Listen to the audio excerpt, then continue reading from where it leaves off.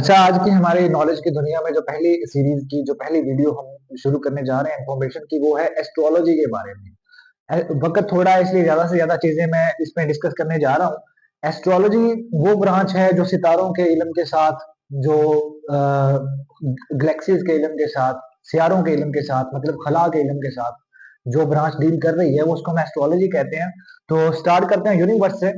Universe, ये कुल जितने भी गैलेक्सीज, सितारे जो कुछ है, ये सारा कुछ यूनिवर्स में आ जाता है। और यूनिवर्स की एज की बात करें तो कहीं पे 13 बिलियन साल है, कहीं पे 15 बिलियन साल है। तो ये जो यूनिवर्स है, अब हम इस पे चलते हैं कि यूनिवर्स स्टार्ट कैसे हुआ। उसके बारे में तीन थ्योरीज हैं। एक ऑसिलेटिंग थ्योरी है, एक कुलियन थ्योरी है, और एक बिग बैंग थ्योरी है, जो वाइडली एक्सेप्टेड थ्योरी है, बिग बैंग थ्योरी। तो बिग बैंग थ्योरी का कंसेप्ट ये है कि पहले जो ये टोटल यूनिवर्स था, एक बॉल की सूरत में था, जो एक दफा फटी, एक धमाके के साथ फटी, और उसमें सियारे भी बन गए, सितारे भी बन गए, सूरज चांद, ये चीजें आहिस्ता आहिस्ता वजूद में आती रही। और ये सारी चीजें एक दूसरे से दूर जा रही हैं, एक्सपैंड हो रही हैं वक्त के साथ साथ। और ये एक्सपेंशन का कंसेप्ट देने वाला हबल था। उसने 1920 में हबल टेलीस्कोप बनाई थी और उससे उसने बकायदा साबित किया था कि हर चीज जो है वो एक्सपैंड हो रही है, यूनिवर्स एक्सपैंड हो रहा है।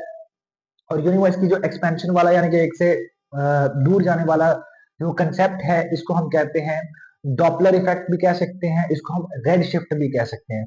उसके बाद हम आते हैं कॉस्मोलॉजी पे, यानी कि इस यूनिवर्स की जितनी भी स्टडी है। वैसे तो एस्ट्रोलॉजी वाइड सब्जेक्ट है, लेकिन अगर हम कॉस्मोलॉजी पे आते हैं तो यूनिवर्स का एवोल्यूशन कैसे हुआ, यूनिवर्स आगे एक्सपेंड कैसे हो रहा है, अगर सिर्फ हम यूनिवर्स की स्टडी के साथ डील करते हैं तो उसको हम कॉस्मोलॉजी कहते हैं। अब आगे चलते हैं तो उसमें आते हैं सितारे, स्टार्स। सितारों का जितना भी झुरमट होता है उसको हम कॉन्स्टिलेशन का नाम देते हैं, कॉन्स्टिलेशन का। और जब दो सितारे एक दूसरे के ऑर्बिट में घूमना शुरू कर दें, एक सितारा दूसरे के, दूसरा पहले के ऑर्बिट में घूम रहा है, तो फिर उसको हम कहते हैं बाइनरी स्टार्स, बाइनरी। और तीसरा जो है वो क्वासर स्टार्स होते हैं। क्वासर स्टार्स वो होते हैं जो छोटे छोटे सितारे होते हैं, लेकिन उनमें एनर्जी बहुत ज्यादा होती है, बहुत ज्यादा एनर्जी होती है। उसके बाद जो आ जाते हैं, हम गैलेक्सीज की बात करते हैं। गैलेक्सीज की तीन टाइप्स होती हैं।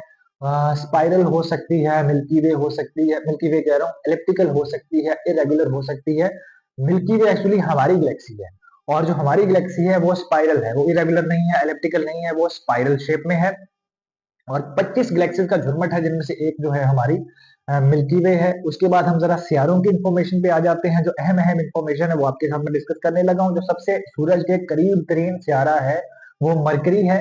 और जाहिर बात है, क्योंकि ये सूरज के करीब तरीन है, इसलिए सबसे ज्यादा स्पीड से गर्दिश भी यही करता है। सो फास्टेस्ट और क्लोजेस्ट टू द सन जो है वो मरकरी है।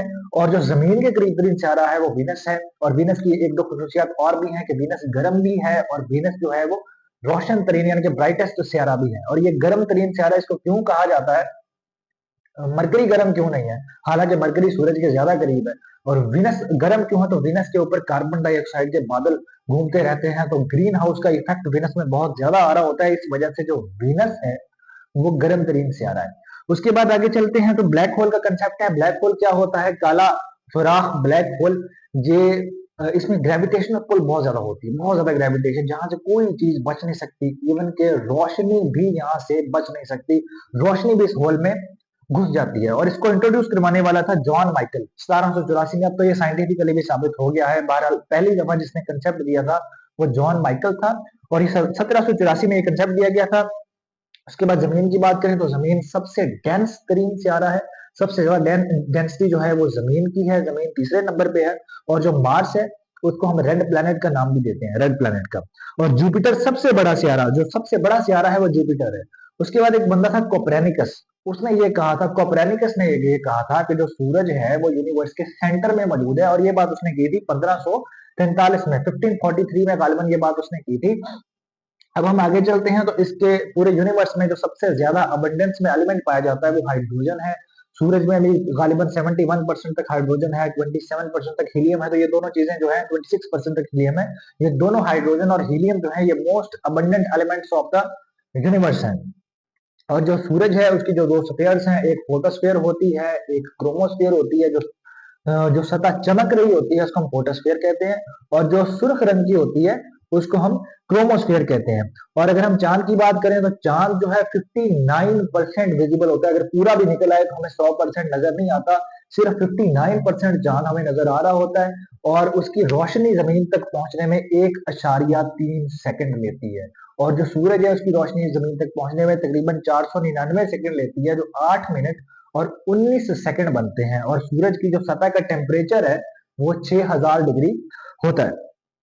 उसके बाद अगर हम कहें कि जमीन जो है वो सूरज के गिर्द अपना रेवोल्यूशन कितनी देर में पूरा करती है, तो वो बनते हैं 23 घंटे 59 मिनट और 4 सेकंड। मतलब 24 घंटे पूरे नहीं होते, 23 घंटे 59 मिनट और 4 सेकंड। और पूरे साल में ये होते हैं 365 दिन और तकरीबन 6 घंटे।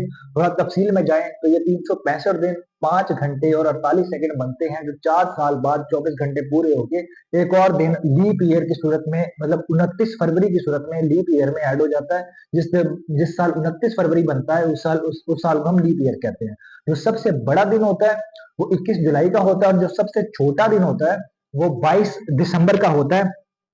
उसके बाद अगर हम बात करें जमीन की, तो जमीन का जो सबसे हाईएस्ट पॉइंट है वो माउंट एवरेस्ट है। और जो सबसे डीपेस्ट पॉइंट है वो चैलेंजर डीप है, जो कि मैरियाना ट्रांच में है।